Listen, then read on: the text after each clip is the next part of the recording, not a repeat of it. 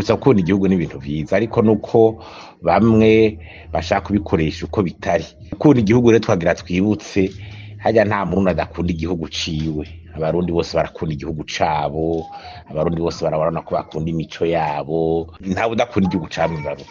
Mugabo rero abantu bashaka gutandukana ku vyumviro vya politiki, ariko kutahuza ivyumviro vya politiki bamwe baca bakitana abansi, bamwe bakitana ngo banka igihugu abandi nagira gute. Urashobora kugira ibibazo n'intwaro ibihari mu gihugu mugaso kuva ku bucaro, abantu baze baratandukanya ibintu.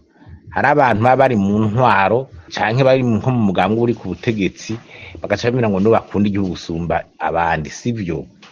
Urashobora kuri mu mugambwe uri ku butegetsi mbwari buri kurafata nabi ugisahura ugira iki, wewe uzomara iminsi inzahabu z'igihugu zikorera ugira gute, amatungo y'igihugu unyuruza usubira hama uruza kw'iradiyo ngo urakunda igihugu, toteza abantu ugira gute hama ngo urakunda igihugu.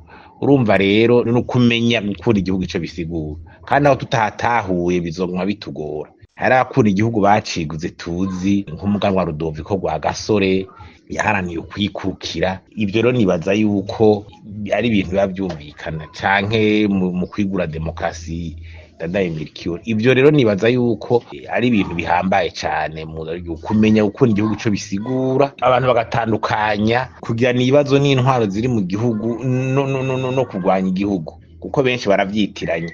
Kandi igihugu c'u Burundi kizogira intwaro zitandukanye, kizogira abategetsi batandukanye, kizotwarwa n'imigambwe itandukanye, mugabo kiguma kihari. Ntagire rero umutegetsi umugambwe witiriwe igihugu, oya. Nico gituma n'imigambwe ari myinshi.